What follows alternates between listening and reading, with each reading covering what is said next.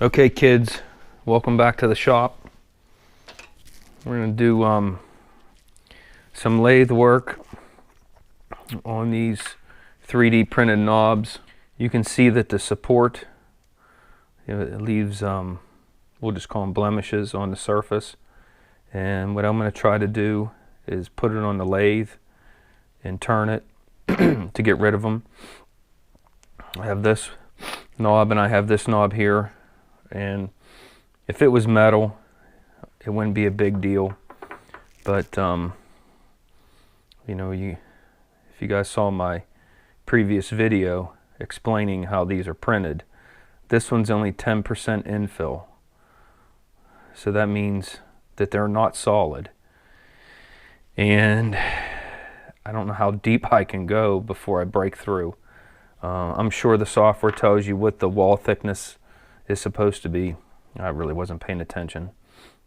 This one's 20% infill. And then the other thing we're going to do is we're going to take this knob, and I don't know like how long this shoulder is, and we're going to face it off and see what happens. One of the challenges is we will need, I can't chuck this in the lathe and turn it down. I would need some kind of mandrel, and I do have, if you guys remember the viewer gifts, I have some mandrels. I didn't even see if I could find one to fit it, and right off the top here it doesn't look like we have one, but that's okay. What I'm going to use is this. I'm going to put, this is set up for a, printed for a 6mm bolt, and this is the way it's supposed to work. The bolt goes in, and then there's a cap that goes on it. I was thinking about it, and I was talking with Rich from the series Hey Rich, and he came up with the idea of doing it, because we have to chuck this on the lathe. So what he said to do is do this. Let's put this on. This is actually a great idea, and this is what I'm going to end up doing.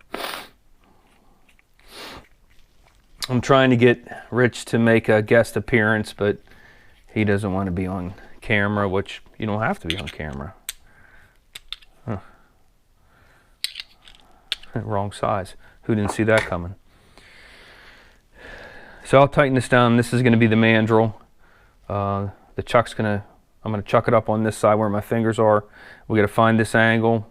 I'll try to cut a taper. The other problem we might have is how concentric is this, which means how true is the center relationship of the circle to the outer side. It is a 3D print. I'm going to guess there's going to be a lot of run out in this. All right, so we're at the mill right now, and everyone's asking me, what's the big deal about these knobs? Well, why you make such a big deal about a knob? Well, this is a stop at the mill, and the way this works is for repeatability. You put a piece of stock in the vise, and then you set it up to the right distance. You adjust this to the distance you want, and then it's set every time, and then obviously you have something that's repeatable. Now if you guys look here, and I'll have to yank you up, is look what we have. We have a hex or an Allen, it's a hex, right? So okay, let's adjust it. I don't have a knob.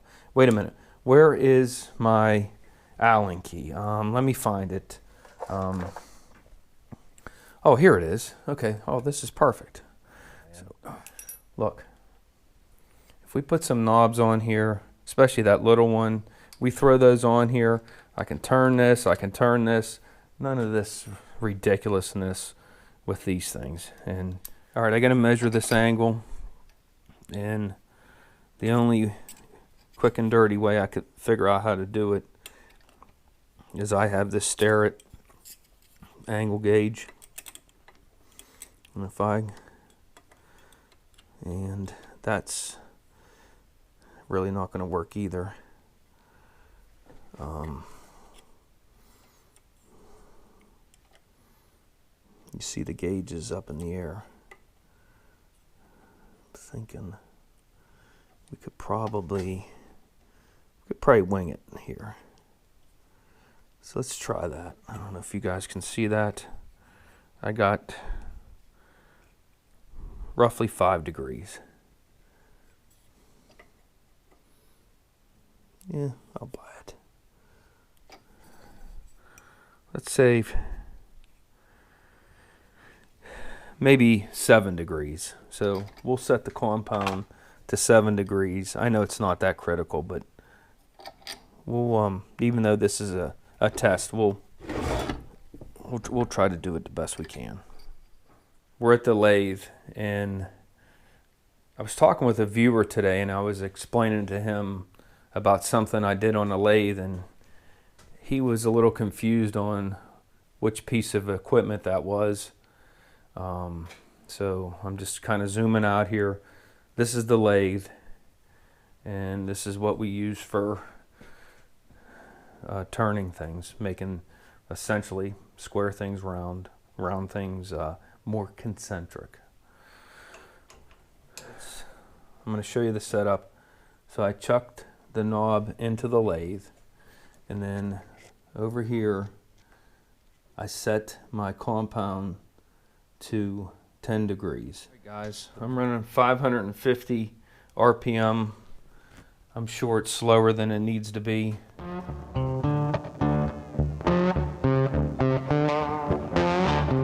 You know, I want to say the run out is not bad at all, and hopefully you can see that finish. It's really not that bad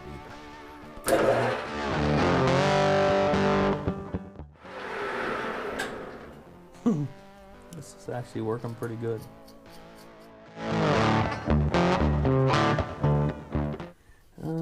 It broke through. All right, that's kind of what I thought might happen, but in the whole grand scheme of things here, we just machined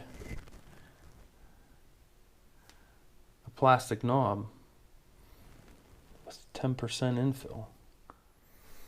Okay guys, we're going to try the white knob. It had 20% infill, but we're going to start by, we're going to face it off.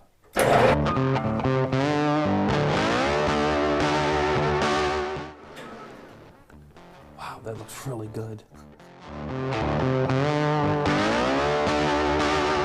That doesn't look bad. That little mistake that I made put a nice little shoulder on there. And this was printed with 10% infill.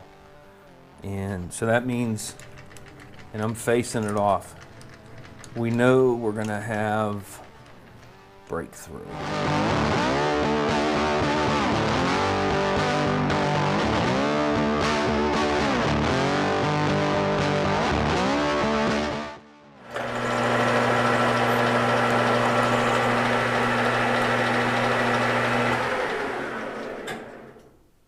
It works surprisingly well. Well, let's start with this. It actually turned out pretty good. I started a breakthrough right here and here. A little bit here too. And remember, this was 10% infill. But all in all, it worked pretty good. This is the white knob. It worked pretty good. I probably could have came a little bit more. Because of the angle, I didn't change the angle of the compound. I got this little shoulder on there, which actually doesn't look bad. This one was 20% infill. And then of course the little knob, you can see that it broke through. You know, this is the infill. This is only 10%. But this thing's very usable. And this is the size knob that I would use on that mill stop. So in this case, I could print this, and if I have to turn the shoulder down, I could. So I'm going to say that this little experiment is a success. We also know that if we would do 100% infill, 50%, what have you, we could turn it down. But again, it was a good experiment. Thanks for watching, guys, and we'll see you soon.